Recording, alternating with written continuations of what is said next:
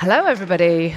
Hope you enjoyed your last breakout session and your coffee. We're back for more. Just before we continue with our next session, if anybody needs or would like to pray throughout the day, there is a prayer room located on the 3rd floor. So if you head to room 3077, just before you get there, you look right, and there is a prayer room set up just before room 3077. Okay, now this is our final session before lunch, which is going to be sharp at 1:10. So sue me if I'm a minute late. That's in the atriums. All the refreshments and lunch, etc., is just through there. So that's where we'll be at 1:10. So now we have 4 leaders from across the game. My goodness, do they have some fabulous experience and insight to share with us today, which is why you were booked, really, frankly. Yeah, it'd be weird if you didn't. They are going to talk about the areas around growth, sustainability, and worldwide competition. Nice, simple topics for us to tackle now. Omar Chaudhuri here is Chief Intelligence Officer of 21st Group, which supports sporting organisations in strategic decision-making and storytelling using the power of data, so specifically in women's football in this context today, which is going to be fascinating to hear. Ebru Köksal, I'm sure many of you will be familiar with, the Chair of Women in Football, a Board Director at the Australian Professional Leagues, former CEO, at a huge Turkish club at Galatasaray, amongst many other titles that Ebru has. Collette Roche is Chief Operating Officer of Manchester United Football Club, little club up north. If you go up the M6 turn left, you'll find it up there somewhere. And Maheta Molango is CEO of the PFA, the Professional Footballers Association. So thank you very much and welcome to our panel. First of all, if you could just tell us a little bit about yourselves. Great. Well, thanks for having me. Delighted to be here today. So I work for 21st Group, as Jacqui said. We're a sports intelligence agency. We use data to help leagues, teams, investors, broadcasters use data in a strategic and to make better decisions. And a big area of focus for us in women's football and women's sport more generally is trying to create sporting products that fans want to engage with and create habitual viewership and following. So that's focusing on things like how do you make the WSL as compelling a competition as possible so that fans want to come and watch it every single week? How do you make sure that the calendar lines up? How do you make sure that the players are able to be fit and ready for each game? And we're all trying to underpin those decisions through the use of data. So I've been in this role in the business 10 years, and as I say, a big part of what I do is trying to use data and evidence to make better decisions in those areas. And Omar just came back from paternity leave, so he's the father of a very young baby. Very tired. Yeah. And I convinced him that he can do it, he can come on this panel and give us all the insights. I'm kind of the proud mother today looking at the crowd of how much we have grown as women in football. That's something that is very dear to my heart. I've been on the board since 2015 and chair since 2018. I have a portfolio career. I sit on quite a few football-related boards, but other sports as well. And I also, as part of my day job in wealth management, and so several different hats. But today I'm here to hopefully talk about women's football as well as what's happening globally in terms of whether you're working in football or playing, how the new changes are impacting all of us. Afternoon, everybody. I'm the Chief Operating Officer at Manchester United. Obviously part of the executive leadership team, so have pretty much a very broad remit across most areas of our club, either from a football or commercial perspective. I guess most of my time is spent as the de facto CEO of Old Trafford. So look after all of the commercial, operational infrastructure that goes with that, as well as all of the people that deliver match day and non-match day. I also run pre-season tour for our football club. That's good fun. So work a lot with our managers to understand what they need to do to get ready for the season. And I'm finally chair of our Manchester United Foundation. So spend a lot of time working with our fans and the community to make sure that we can use the sport to inspire people locally. Thank you for having me. I'm the CEO of the PFA. For those of you who don't know, the PFA is the union representing female and male players in this country. I was actually recruited by Ebru, so if I do something wrong today, it's her fault. but A great choice, I can tell you, for sure. and I've been in the role for 2.5 years, which feel like 22 years actually. It's been very, very, very intense. I think it's a crucial moment for us, especially on the women's football side. As you know, there are plans for a new call, and there's been a number of discussions around how we can ensure that we don't commit the same mistakes as we've done on the men's side. And I think involved in quite a few interesting projects, which I think we'll be able to discuss in more detail today. So I won't spoil the movie and turn it over to you. Yeah, Maheta is Swiss, as you may probably know, but it kind of peaked in English football after 12 seconds, didn't you? That was it. Yes, scoring on. Maheta scored on his debut for Brighton away at Reading in the Championship after just 12 seconds, and you've come back up to the top as well, having played in every level of English football apart from the Premier League, right? So you've got a fair bit of experience along the way. Absolutely. Ebru, just as the chair of Women in Football and given your various hats and lots of experience, probably being in the minority a fair amount of the time, particularly I would have imagined at Galatasaray. Just tell us about the importance of women in leadership roles and maybe how that's changed since you first started at Galatasaray. Well, for a very long time, I was pretty much the only woman in Turkey working in football, and my career choice was not actually an intentional one. Many of you heard my story. I was discriminated out of investment banking into football. If you're interested in knowing how that happened, very happy to talk to you over the networking break. But so over the years, actually, we've seen more and more people coming into the game. But as Women in Football, we focused on two things. I was just talking to one of our attendees of the inaugural leadership course. So we said, first of all, the problem is not the women, but we need to work with them to encourage them and to really make them feel that they are much more entitled than anybody else for those positions, for those roles. So it was about building a network of trusted people around them, a support group, but also giving them some tips of how to navigate this very political industry as a female leader.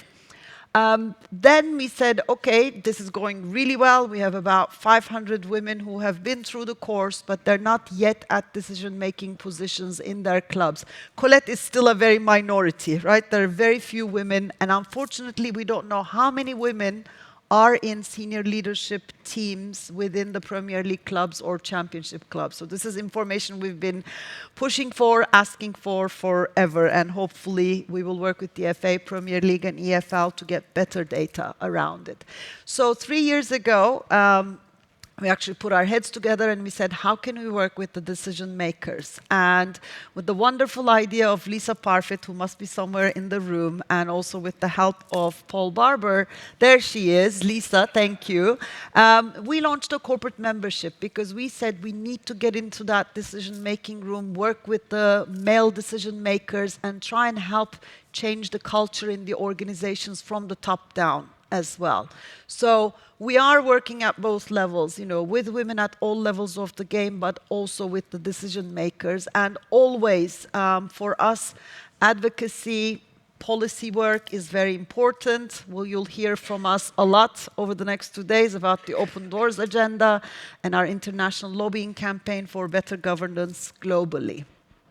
What's your take, Collette, while we're at it, talking about women in senior leadership roles, particularly in men's football as you are, as well as the women's side, of course, over the whole lot. What's your view on that, and what's the reaction been to you being a female and being such a leadership role? Has it been relatively straightforward because you command the respect, given your CV is extensive and highly impressive, or have you come up against certain invisible barriers? I think just to set the context, as you've alluded to, throughout my career I've pretty much worked in what one would class as male-dominated environment. So I started my working life on the in Ford Motor Company at Dagenham, which was obviously quite tasty in the 1990s. I know it seems a long time ago for most of you in this room, but and then went on to work in aviation. I ran Manchester Airport and utilities globally. So I've always operated in that type of environment. So I think the biggest shock for me when I got to Manchester United football was how shocked everybody was that I got the job. Sorry to be arrogant, it wasn't about my capability. It was, gosh, you're a female. And And actually, even to this day now, if somebody calls up and says, can I speak to the Chief Operating Officer of United, when they realise it's a she, there's obviously a surprise in the room. And I get called Roche rather than Collette a lot, because I think that might be a male name. But apart from that, I think day to day, I don't really, and I honestly can say, come up across that many barriers. I don't see myself any differently to any of my male counterparts. I think in some instances, the skills and experience I've brought from outside of football can be far more valuable in some instances, particularly when we're looking around strategy, development of a stadium, capital projects, operations. So, yeah, I understand that there's still a challenge we all need to get over, but from a personal perspective, it's never really held me back. Do you have many meetings where you're the only woman in the room? Yes, I do have a lot of meetings when I'm the only woman in the room, which is why I said we've still got a big challenge. And it's interesting to what Ebru said, because in Manchester United, it's something we've worked really hard on over the last few years. So now we've really been pushing on the talent development projects and programs where we've insisted on more than 50% female participation at all levels. And I think now in our executive leadership team, we're about 38%. So we're getting there, but it's still not equal, and there's still a way to go. Yeah. Okay, so this debate is about women in football as much as women's football. And from the women's football perspective, in terms of looking to crack on, because we know, and I'm sure most people in the room would think that there is vast commercial potential in terms of women's football. But what have you discovered during the course of your data travels, Omar, to prove that point? And what are you finding out? What are the key points? Yeah, I mean, there's very visible markers of growth in women's football, which are the attendances, which we see often here at Wembley and WSL, sold out Emirates and others. And you also see some very strong markers in terms of broadcast figures. So there's been visibility reports by the Women's Sports Trust which show that year on year there's greater visibility of women's sport. But I think, as you alluded to there, that suggests commercial potential, but it's not realised yet. You're looking at a WSL deal which is an absolutely tiny fraction of what you see even for Championship football, let alone Premier League football. And I think one of the challenges that women's football and women's sport more generally has is converting that visibility that exists, the attendances, the viewership, into that habitual wanting to go every day or every weekend to go and watch women's football and women's sport. And a big part of our business is to try and focus on how do you create a product that entices that. Because we know that the big products at the moment, so international football, World Cups, Euros, have been able to draw the crowds. Those marquee games between Arsenal and Chelsea, the Champions League finals, have been able to draw a crowd. But how do you get someone to go on a Sunday afternoon to go watch Leicester City versus West Ham when maybe there isn't so much at play? And so the way that we see the world is that to grow women's football, you have to get the thing on the pitch right. And we break that down into three broad areas. The first is quality. Fans want to watch the best and watch the best against best. And the biggest challenge that women's football has with that at the moment is actually probably scheduling and injuries. We see so many players picking up ACLs and major injuries, and so you aren't actually often watching the best against the best. The second point is jeopardy, which I think is probably one of the biggest fundamental issues within women's football at the moment. The gap between first and last in the WSL is 31 points with a third of the season left. If you look at the NWSL in the US, the gap between first and last during the entire regular season was just 13 points, and they've just seen a 40-fold increase in their media rights, I think announced late last year. So clearly they're realising that from having a really good product on the pitch. And the third is this concept of connection, and fans need a reason to care. They need to be invested in the narratives and the emotions of the game, but they also need to have access to the competition, which, again, scheduling is a massive issue within women's football. How do you get that dedicated slot where people are used to turning up and watching it? How do you get access to the big stadiums, or at least the best stadiums, that appropriate stadiums for women's football? So that's kind of how we see the lay of the land at the moment. There is the potential, commercial potential, but converting that really needs a really compelling product from week in, week out throughout the season. Yeah, and in your role at the PFA, Maheta, how are you seeing the growth of the women's game, both here and globally? Well, I think it all starts by acknowledging that the growth of women's football is based on the players. The reality is that they've been the ones driving the growth and driving the interest. But then I think we're at a phase where we need to go beyond marketing slogans. And the reality is that when you look at the reality and you leave aside the shiny bits, etc., it's still very much a landscape that is not where it should be. You've got situations, you've got clubs who compete at the highest level in Europe, who are happy to send their male players on a private jet and suggest to their female player to take no disrespect to Ryanair, but a Ryanair flight. I think there are good examples. I think in this country of clubs who really have seen this as an investment. I think it's very much an investment phase, and obviously, if you want to grow, you need to invest. And I believe Paul Barber is around here. Is a good example of what is achieved by believing in it and actually investing in it. I think Arsenal do the same, but the reality is that this is not the case across the board. So I think we've been obsessed about making sure that what we all hope could be a big success actually turns out to be a good success. I think the Carney review has been a very thorough review that has been carried out recently by a former Lioness, which I think clearly sets the path forward. And again, what I'd like to convey as a message is that a lot of time it's a choice. So you're making a choice not to invest into women's football. You're making another investment, but you make a conscious choice because when you look at your balance sheet and your P&L, you have the money to invest.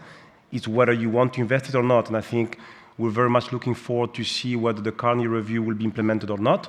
I think there are no longer any excuses not to do so, because it's no longer me saying it or Ebru saying it or Collette. There's been an independent person that has done a very thorough work, and we'll look forward to see what the outcome will be. But I think we need to go beyond the Instagram reality and go into the real life. Huh? And specifically from your perspective, from what you gather of the issues with your female players, what are the main issues that you would like to see changing in the very near future? And what are you advocating for right now? Well, maybe I can start by saying that I think it's a very interesting group of people to work with, because I think they're militant, they're committed, they really believe in, they've got this sense of collective kind of thinking, and they've given a lot of lessons to their male counterpart, starting with a great negotiation that we had with FIFA, whereby they managed to force FIFA to guarantee that a portion of the money paid to the federation would be paid to the player. This has never happened on the men's side. But that's because they're militant, because they're serious, because they're smart, and I think they're giving lessons every day to their male counterpart, despite having probably a smaller platform than their counterpart. But I believe that right now the key thing will be around the calendar. And I think that people think that it's something very remote and sound like very technical, but the reality is very simple. If you want to grow the game in England, then you need to make sure that the key slots are protected so you can sell this to your broadcaster. So if in the end, as it seems to be the case, FIFA wants to have a 6-year plan whereby you've got 13 international call-ups and another 3 weekend occupied, then you tell me how Nikki Doucet will go and sell something to Sky, She can talk about the moonshot and whatever she wants to do, but the reality is that if we don't protect those slots, then we'll not have the product that we hope to have. So for us, it's 2 things: is protecting the calendar, and second, ensuring that if we are ranked second, in the world, then it also needs to be the same in terms of the players' rights. And I think that if you compare ourselves with Australia, with the US, we're behind. We're far behind. So it needs to be a match between what you see on the pitch and what you see in people's real life. Yeah, fixture scheduling in women's football has been one of the most fun topics to discuss over many, many, many, many years, bearing in mind that men's football got there first, saturated the market, and now women and women's football and people working in it are trying to find a way in, trying to find the best TV slot, trying to find any TV slot on occasions when it works to get the best fixtures on. I mean, Collette, when you're overseeing the women's game and having conversations with players as much as you do with the men's players, what are the main challenges that you're establishing, and what are you trying to do about it? Well, I think it's first of all just worth mentioning our women's team is quite early in terms of its evolution. So it's only been around for 5 years. So I think we are still at the early growth stages. But obviously with the opportunity and what the Lionesses has done, that's been phenomenal and fast-tracked. So we came in with a strategy around, let's take what we think is great from the men's game where we can, but let's not assume it's transferable, and let's really pick the good parts out, but also look to be more creative and innovative, because it is a different product. We found it's a different audience. There's different, biological differences between injuries and so forth. So we've really tried to learn as we go. I think it's going okay. So with the first season, we got promoted to the WSL. We finished in the top 4 for each of the 3 seasons. We were here at the FA Cup final, and we got into Champions League. So it's been really, really full on and fast. I think some of the challenges then are growing pains, right? But that's the same with any new product, new sport, new entity. It's about making sure that we've built the right infrastructure for our women's team. So last summer we built a £7 million purpose-built facility in Carrington that does cater for what our players need. It means we have to put the right medical support around them, the right coaching, the right support from an emotional well-being, social media, and we're also having to think, how can we really grow the followership? So some of the challenges have been, people assume if you support Manchester United men's, you're going to support Manchester United women's, and it doesn't necessarily work that way. So I just think we've got to go back to the data, understand what our fans want, and also recognise the women's sport is different, and make sure we grow it in a sustainable way. Well, yeah, because you're only 5, 6 years old, half your fan base probably supports Arsenal because Correct. But there is that weird, as you know, there is that situation in the women's game where Arsenal used to win everything with, rightly the driving force because they did things right first, and so a lot of people did support them, and now their own club have got a women's team. They don't quite know what to do, so it's a very, very different situation. And Ebru, you work, you work everywhere, don't you? You talk to everybody, you have meetings with everybody around the world, which is why you're so fascinating to hear from. But from what you gather from, say, talking with the Australian Federation, how do you see them making progress? Because their Women's World Cup last year was off the scale. I think it was about my 14th major international tournament that I'd worked on, men's and women's, and it was easily the best that I've worked on. It was incredible. Yeah, well, I'm lucky enough to serve on the board of the Australian Professional Leagues. It's the only league in the world where the men's and women's and the youth league is under the same roof. And it is a closed league with 12 clubs. We have now clubs 13 and 14 coming on board as well. The A-League's women benefited significantly from the World Cup and Matilda's effect, needless to say. And this is only one of the Matildas playing domestically, actually, only Courtney Vine. All the others are spread across your clubs. Many of them are playing here. Actually, they're really top-level athletes. Attendances are almost up to 242,000 cumulative for this season, which is tremendous. It's up almost 3 times compared to the previous year. And just throwing some numbers at you, but in the summer, the 7 Matildas matches drew in 403,000 people watching them. So it is actually a good number, but still average per match is about 2,000 spectators. So it's still quite low. But viewership has gone up again 3-4 times, and we also sell something called Liberty Passes, which is actually anyone under 16 can get a pass and go to women's matches for free. And that has been a very, very popular product as well. But of course, women's clubs also suffer, like everywhere else, from the same teething issues of not getting enough investments or not being able to train in good facilities or play in good stadiums. And for me, good stadium is not necessarily playing at Emirates or Stamford Bridge all the time. It is a built-for-purpose, small size stadium that fills up every time, because it doesn't look good on TV if the seats are empty. And it is expensive to open up a big stadium. Matildas are able to fill up. I just read this morning their final qualification, one of the games in Adelaide will bring in the 1 million benchmark number of spectators. It's sold out. Every match they have is sold out.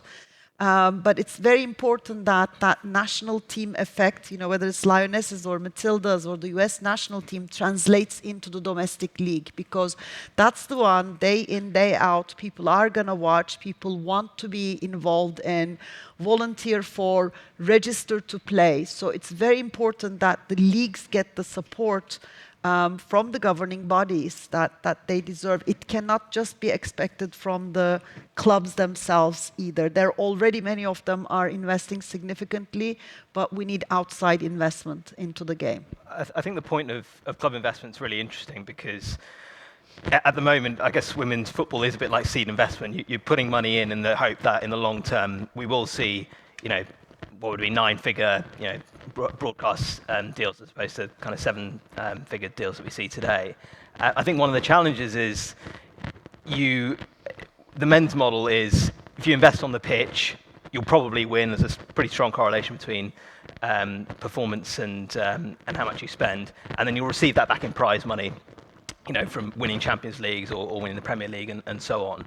And I wonder if, again, we often talk about this relationship between the men's and the women's game. The women's game might need to find a different model where actually you're rewarded not based on where you finish in the league, but actually how you actually growing the game, because that might be the more sustainable approach. So are you growing fandom? Are you building the facilities? Are you actually supporting the long-term interest of the game rather than just buying the 11 best players to help you win the next match and win the next competition? So that's one of the challenges that it'd be an anathema to the men's game, where in the men's game it's just assumed you win more, you're going to get more money for it. But in the women's game, actually, we might need to look at slightly different ways of distributing the relatively small pot that exists today to reward those that are actually investing in the long-term interest of the game. But Omar, you see, sorry, if I may, the thing is, I agree with you, but then you need to be creative about the way you go about stuff. And you need to acknowledge that, for example, the younger generation follow players, not clubs. And hence, for example, in the way that you structure a new league, instead of following the same process as the men, why don't you say, why don't we give real, skin in the game to the players? Yep. And then be engaged with them, and then do stuff that you wouldn't be able to do in a structure that is already rigid and stuck in the past, which is the one on the male side. But I still feel that we want to be progressive, but then it doesn't kind of reflect on what you actually do.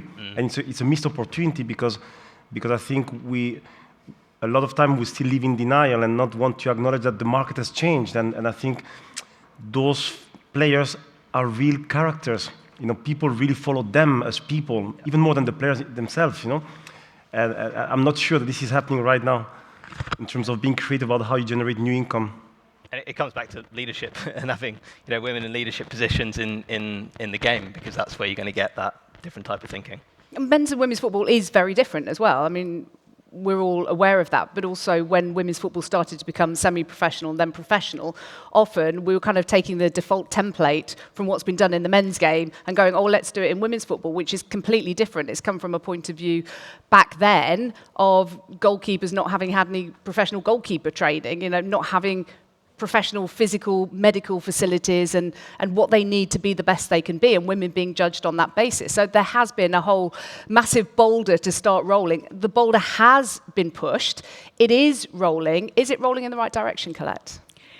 I think it is, but I think we're all really impatient, me included, and also our women's team. And I think it goes from what Maheta said. If we carry on going too slow, which we have a sort of slowly get it right approach, we will miss out on some of the innovations, some of the creativity, the way we structure the competition. So I do think we need to be more open-minded. But I do think Maheta makes a really strong point. The way I interact and the relationships that I have with our leadership team in our women's team compared with the men's is very different. They're really inquisitive. They really want to understand around the financial model. They want to engage on what does the commercial offering look like? How can we go to market? How can we build this sport? What do you need from me? And that is an amazing thing to sit down and interact with. Now, I love our men to death, don't get me wrong, but you don't have those types of conversations because they're in a different position right now. So I think we need to take that, nurture it, and start to grow it. Right direction, just could be a little bit quicker, that boulder, I think. Okay, in terms of, say, there are so many different, how long have we got? There's so much we could talk about in terms of growing the women's game, but stadia are a big issue. Stadia availability, getting bums on seats is a huge issue. And of course, if commercial sponsors are seeing full houses every week, they'll be thinking, we want to be a part of that. Broadcasters naturally we'll have a bit of that. So chicken and the egg over the years, both have grown exponentially, but with the international teams doing so well, the Lionesses, USA, and in Australia has already been alluded to, the league game hasn't always grown in necessarily either quickly enough or in the right way. How do you find that as a challenge, bearing in mind you play at Leigh Sports Village, and there are challenges with getting people physically there, with traffic, with public transport, etc.? Absolutely. I mean, look, again, let's take the success first of all. On average now we get around 6,000 fans coming to every match at Lee Sports Village, which is amazing. And when we did play the derby against City, we ended up with 44,000. So there is that fellowship. If we look at our online presence, I think we're now up to 3 million. So there are people that want to come. But like you said, it's such a fine balance. So the conversations I chair our women's executive leadership team board is, we do want to showcase our women's team. We do want to give them the experience of playing at Old Trafford, because that's really important for the development of them personally, as well as for the sport. But the challenge is you don't want to go too quick, too fast, because, to your point, playing in a stadium with 6,000 at Old Trafford wouldn't probably be the best product. It probably wouldn't give the right atmosphere. So what we're trying to do is to be really choosy to try and pick what are the great matches we can play and build that fellowship up, so they still get the atmosphere, they still get the development, and we can fit it in around, as you said at the start, what is already a really busy calendar for them. And equally, to be fair, we have the same challenge with the calendar on the men's side as well. So it is a big challenge. The good news at the moment is we're looking at what next, and I think that goes, okay, that's the problem today, but if you forecast out where you're going to play, because you can't play at Lee Sports Village forever if you do grow that, and that's why we're looking to consider what we do with Old Trafford and how we can make sure we redevelop that area and the surrounding area to try and create a proper home for our women's team as well as our men's. Yeah, and as the COO, Collette, sorry to keep coming back to you, but it's just really interesting to have a chance to talk to you. Looking at what they're doing in the NWSL, and Omar was talking about just a 13-point gap between Casey Stoney's top side, San Diego Wave last season, and the bottom side. By the way, the bottom side the season before then won last year of the whole championship. It's all so competitive, it's incredible. And again, coming back to San Diego Wave, in their debut season, they've got to sell out 32,000 straight away, which other clubs in Europe would be looking at and going, how on earth do they do that? They're not taking Premier League money. MLS isn't funding NWSL. They're looking at commercial partners, and there's a lot of female leadership. There's a lot of money with a lot of women that it's coming in, also from men. They're not seeing it as we'll take the dregs and the crumbs from the men's table. They're seeing it as a commercial opportunity and are in it to make money in the long term, as opposed to the European model. So when you look at that, do you think we have huge, vast potential here to get outside sponsors, outside organisations, not just relying on how much can we spare from Eric Ten Hag's transfer kitty to give to the women? How do you see that? I absolutely see it the same as you. I think, at the very early stages, we felt, particularly in Manchester United, because we were a start-up, if you like, that everybody was doing some things for the women's team, but it was never any one person's job. And that's now gone to people doing a lot of myself personally spending a lot of time with the women's team as well as the men's, and now we're starting to build a dedicated workforce that are just doing that, including lots of people that are based here in London that are doing exactly what you've just said. What is the commercial offer? What is the opportunity and the size of the opportunity for them to go out and win, if you like, their own business, not just to be a paragraph in a men's contract on sponsorship. They deserve and have got their own following, and we're starting to see the traction really develop now. So we've gone with a really compelling go-to-market strategy. We've been really careful because we didn't want to be given away too much and lose the value at this early stage. But we are starting to build that momentum. And I think once we crack that and we get our own products, our own commercial offering for the women's, I think, the sky's the limit. It really is. What does that mean, the sky's the limit? Where do you think women's football and Manchester United could be if they get all those marketing opportunities right, for example, and everything right? Well, I think just being a financially stable, standalone business would be a good start, to be fair, because at the moment, as we know, we didn't necessarily make all of the money to be able to pay for the 7 million infrastructure, the players, the kit, and the tour, and so forth. So you do need to invest. I agree with Maheta, but for me, it means it stands on its own feet. It starts steady growth, and from a personal perspective at United, it's all about winning. So we need to be in the top 2 every year, Champions League every year, and then I think everything else flows from that generally, is what we've seen. And Omar, coming back to your data research, what do you think is the next step? Where is your data and research telling you that women's football could ultimately be? Yeah, I think ultimately it needs to be able to drive eyeballs in of its own right. So Sky Sports need to look at women's football and go, there's an audience there that is going to want to subscribe to Sky Sports that I wouldn't be able to acquire otherwise. And today at the moment, and this is the really interesting thing about women's football, is that I think of all women's sport, it's got the biggest opportunity to have its own audience. And for sponsors as well, that's massively attractive, because increasingly you're finding sponsors who are only renewing or only signing up if a club is investing in the men and women's team equally. So women's football it's just got to be able to, I guess, hone in, really understand its audience as best as possible, and then, as I say, we focus on is try and build that product that makes it attractive to that audience, and that does mean potentially being innovative about the way that you build that product. It might be that fans of women's football aren't as interested in your 38-game long season with a mix of European and so on. Maybe they want a playoff-style structure. Maybe they want more short, sharp knockout, March Madness type competitions. There needs to be that type of recognition that we don't always have to do it the men's way, because ultimately you're going to need a different product to drive Sky or sponsors, whoever it is, to the table and go, this is a separate audience that is going to want to sign up to Sky Sports or BT or TNT or whoever it is in the future. Yeah, we might need a playoff system to give somebody else a chance other than Chelsea to win the WSL. maybe the top 6 playoff against each other. Maybe that's one for the future. But Ebru, really interestingly, you and your Mercury 13 group, you may have seen on social media in the last week or so that Ebru and Eni, etc., were in Italy. Just tell us about the launch of what you're doing there with Como. Sure.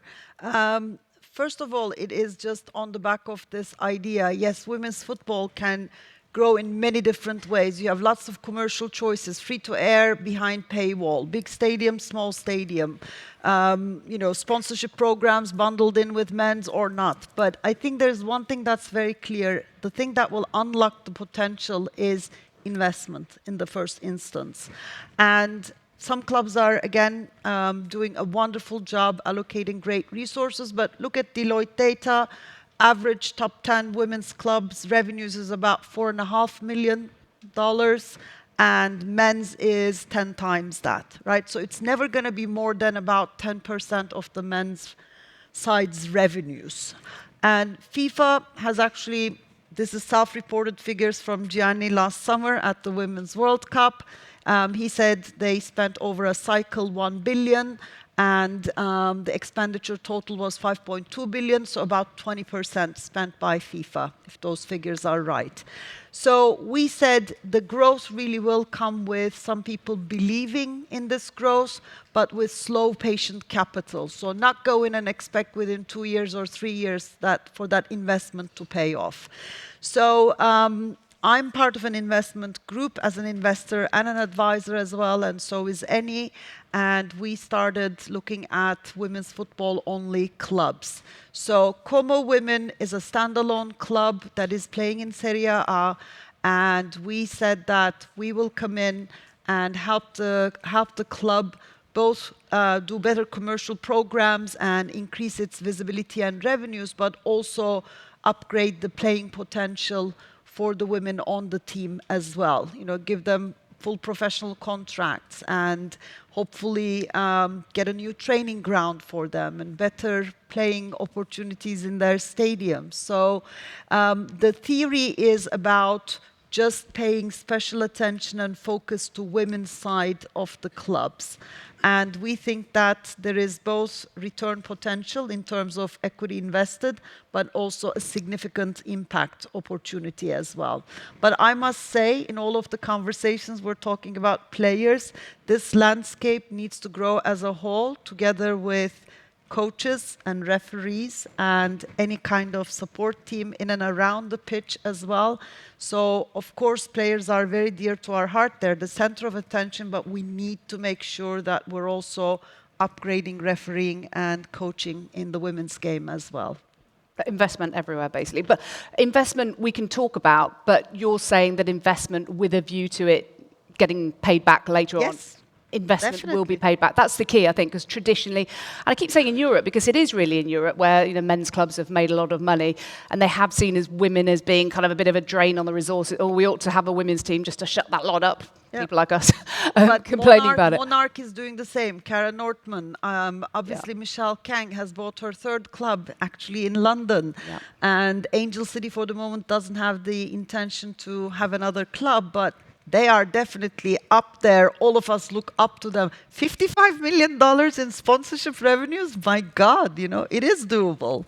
They're telling us that sky's the limit. It is incredible, and I subscribe to all the emails, the PR emails from NWSL, having commentated on their last season, and half the emails are about press conference with the manager and player, but half of them are about new investment announced, egg freezing fertility clinic announced as a sponsor, and you're thinking, yeah, what a great idea. We're so used to being conditioned to think that football needs to be sponsored by certain types of brands. No, we're not men. Women have never been men, let's not go into that. But in terms of sponsorship, there is vast potential for growth, and it's very exciting. I have to ask you, Maheta, while you're up here, about the PFA allowing membership of WSL players, but not championship players, women's championship players, unless they've played in the WSL before. And you could argue that those championship players, who are full-time professionals, some maybe part-time, need the support of the Players' Union way more than some of the, say, Premier League players and players who earn so much money from the game. What do you say to that, and how is that going to change? Yeah, no, I think we've always said that the ultimate goal is to be able to represent the championship players. The reality is that this requires two things. One is a fully professional championship league. And I think it was interesting to read the Carney review, just saying it the way it is, which is, it is not a professional league, and a lot of time what you see is club trying to find someone to front their bills. And the reality is that the club has an obligation to cover certain things. A union have other obligation, which is to try to provide an independent space in stuff that the club cannot provide, because those are sensitive issues, mental well-being, EDI, there are stuff where you need to have an independent go-to place to go. So I think it's a combination of the championship becoming a real professional league, and obviously this goes hand in hand with funding. The reality is that right now the only two leagues in this country who are not funded by the leagues are WSL and Championship. This is again the non-Instagram reality of life, and hence I think we're very encouraged by the fact that this has been acknowledged now finally independently by the Carney Review, and we hope that the Championship will become a real professional league, and equally there'll be funding associated with the effort to provide that independent, non-conflicted space, which I think they really, really need. Yeah, so it's clear that clubs do need to support the players better in some instances, especially if they have Premier League money, and if the women are not receiving even kind of lunches and receiving really terrible salaries. That's something that needs to be focused on. But you can't control that. But if someone was telling me earlier that he was on a professional contract at the age of 16 when you're in an academy at the age of 16, and he became a member of the PFA, and even now 25 years on he can ring up the PFA and get some support if he's in trouble. But championship players who aren't getting very much money at all, can barely live off it and don't get fed by their clubs, can't phone up the PFA for support. So there's the Karen Carney review, but is that something that you personally feel is a real priority, or am I being really unfair for suggesting it? Absolutely, but I think the reality is that the PFA will not pay those salaries. So I think what we spend a lot of time on the last couple of years is to understand what does a union actually do. Yeah. You know, a union does not write the rules, the union does not pay the salaries. I think we've worked hard on the man and female side to explain to people that ultimately the club actually is the one using your services and has to acknowledge that there are certain stuff they need to provide. Proper physiotherapy, proper medical support, proper pitches. That's something that we would love to, but we cannot. There are other things such as, for example, mental well-being, EDI support, NDD support, etc., that we can do. But I think there's been an attempt to mix a bit the cards and to kind of blur the line between what a club should be doing and what other people should be doing. And I think the reality is that, as I said to you before, would love to understand, you know, how can it be that nowadays, for example, someone who is vice champion of the world does not have a pension scheme, and Mr. No One at League 2, such as me, for example, does have a pension scheme. This is not justifiable. So I think there are situations where if there's funding on the men's side for players, there needs to be the same funding on the female side. For us, it's not justifiable, in any way, shape, or form that this doesn't happen. And unfortunately, it happens nowadays. Yeah. Is that something you're actively fighting for, would you say? Yes, Ebru knows me. I'm a Yes. militant. Okay, we've time for a couple of questions for any of our panelists. Would you mind waiting for the microphone, putting your hand up if you have any questions? And say your name and who you work for, ideally, if you don't mind. There's a question just there. There's one over here in the centre. Thank you. She's just at the middle there.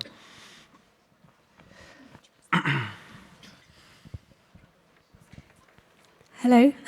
Hi, I'm Lindsay from 90min. I was really interested in a lot of the talk about a new model for the women's game. Sometimes I think with the WSL and all the investment that's needed, is it going to be limited because the clubs are attached to the men's clubs? You know, if I'm someone like Michelle Kang and wants to buy a club, London City Lionesses are pretty much only the one club available. Should that be sort of part of the new model, more independent clubs that are just in women's football?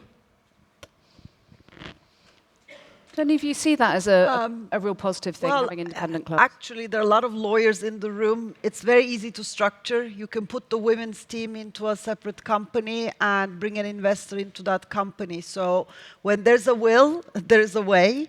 It's not necessarily very easy then for the investor to go out because let's say that for a second, theoretically, you know, Manchester United women put their club in a separate company, somebody invested.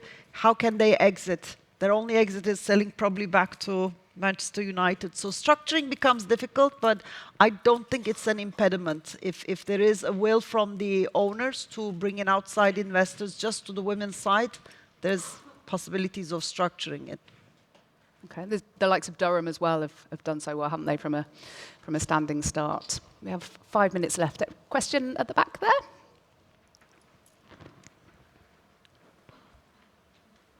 Microphone's coming. Everyone is hungry. It's coming. It's coming. Look, who was it? At the back there, just by the monitor on the right-hand side. Thank you.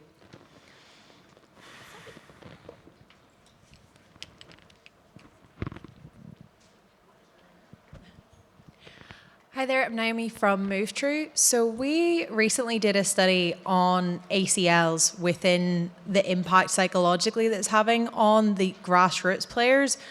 And a lot of them, after watching the Women's World Cup, are coming back with extreme fear of having any play of football, even just for enjoyment. Do you think we're doing enough to actually mitigate against injuries within the women's game? I'm happy to take that one. Yeah, he probably knows more.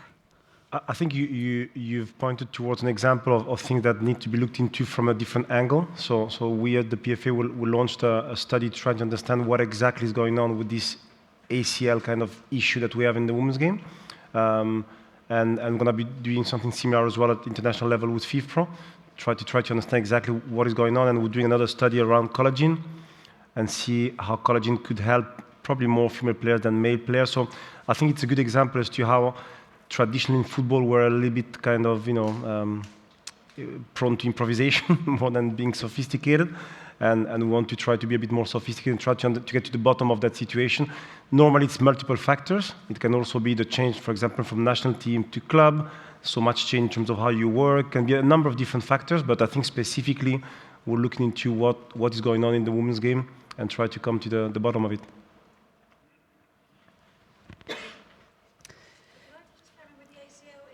Oh, just wait 1 second, sorry, because there are people watching online who want to be able to hear your question. Just at the front here, thank you so much. Another question on ACLs. Unfortunately, it's horrible, isn't it, when every time you see on social media so-and-so player ACL, it just seems to happen so often. From BAMREF, Black Asian Mixed Heritage Referee Support Group. It's not a referee question. Just wanted to carry on with that question with the ACL. Is that injury also in other worldwide countries, other players as well, or is it just limited to the English game, women's game? Global, definitely. I don't know if there's an expert on the floor who can talk about ACL injuries, but there's also studies about where you are on your menstrual cycle when you're more prone to injury as well. There's a lot of research finally being done on this. Obviously, training on artificial turf in the earlier formation years is one of the causes as well. But it definitely needs more investment and attention and more data. I know this is not your area, but in the end, it's really more about capturing it and injury prevention before it happens. Yeah, absolutely. And is Claire Bloomfield in the room out of interest? She's coming tomorrow. She's coming tomorrow, okay. Well, she is head of women's football at ECA, who not everybody will have heard about, European Club Association, which is for the European football member clubs who played in Europe in the last few seasons. And as head of women's football, she's doing an incredible job in leading the way into getting funding for research into women's football, because as we know, there's been so little female-specific medical research over the years, which is why, as we have kind of tended to try to replicate the men's game, we've come across all these kind of problems with ACLs and very many medical differences between men and women. Not necessarily negative differences, just differences that women need to be treated and trained differently to bring the best out of women. So huge credit to Claire Bloomfield and ECA as well for the research that they're doing and have done into many different things, such as people don't always realise that women have been playing in men's designed football boots all these years. And funnily enough, it hasn't gone too well on all occasions. Anyway, thank you so much to our expert panel of Omar, of Ebru, of Collette, and to Maheta as well. And thank you so much.